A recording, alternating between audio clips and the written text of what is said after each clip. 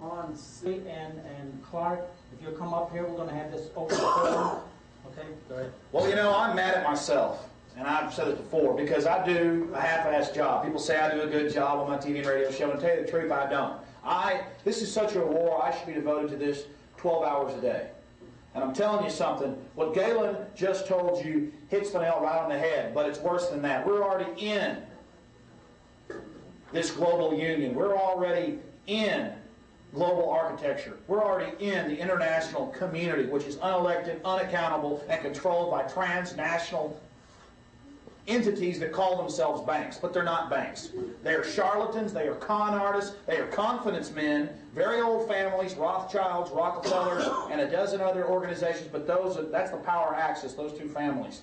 And they have nurtured this idea that their power has declined. I assure you, it has only increased, because well-managed power, if it's ruthless, will only continue to enlarge itself at the expense of the masses of people. And I want to say to people out there who are watching this on television, because this will re-air, don't you make any exceptions to what we're saying. What we're saying is facts. And if you want to stick your head in the sand, that's just fine. But I say to you, this is world history. And the sad part is that slaves out there, people that never consciously face up to their destiny to be a real human being with a real spirit, you will never even know you were slaves, and I guess that's your final victory. That's the solace of the fool.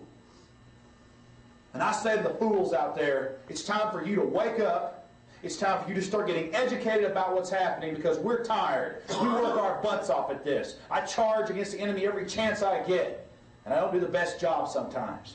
Our doctors, our lawyers, our educators, our teachers, everybody, I don't care if you change oil.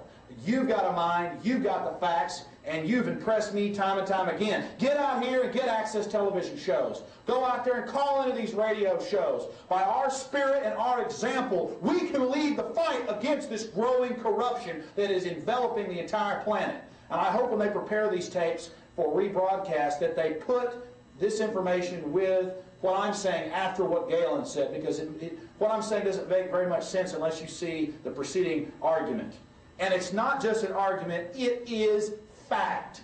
Our Constitution has been thrown in the toilet. The only time they follow it, our Congress, is whenever they feel like twisting something in it to where it makes their aims look like it is reality-based. Earlier I was talking about Gulf War syndrome, which is now an illness. The media admits it a few times, that sarin nerve gas has been found in some of our troops' blood. I have the December 22nd, 1997 Gulf War Oscar statement. It says, Gulf War troops given vaccine despite objection. The botulinum toxide vaccine was given to 8,000 troops as protection against possible Iraq chemical and biological attack. Well, that's a lie. On CNN, they said it was like 1.5 million. They say they're fixing to give them 2.4 million more of these same anthrax and botulinum vaccinations. Number one, this is all propaganda here, but they do tell you one thing that's true here.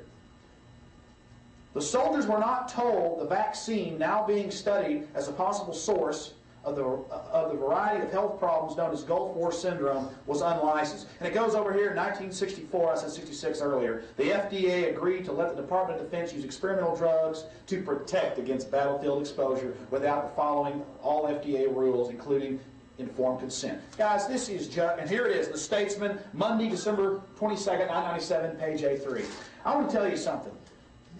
Like I said earlier, it's in your face. They're not even denying it anymore. Global Union, EU, the American Union. We've already got it with GATT and NAFTA.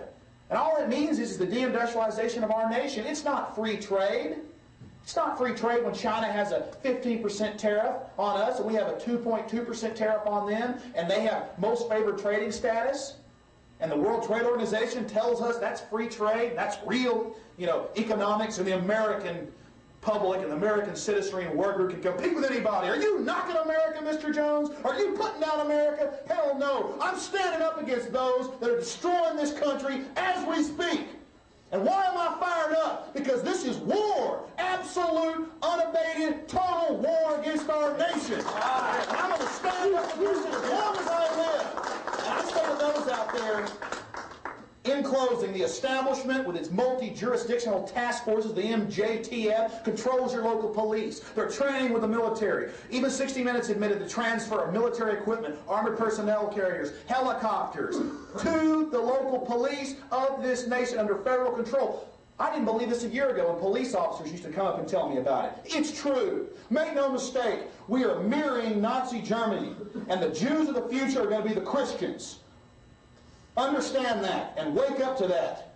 They have bred every form of division, sexual division between men and women, children and their parents, rich and poor, smokers and non-smokers, Catholic and Protestant, New Ager and Christian.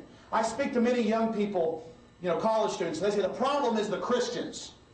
There are a lot of pious Christians that are controlled by the World Council of Churches. That's controlled by the establishment. No, it's organized religion controlled by the state. People don't know who their enemies are. It is consolidated power. It is the consolidated establishment. And I say to you out there, wake up, get informed, and become educators of the masses. Get out there and do your job right now. Yeah.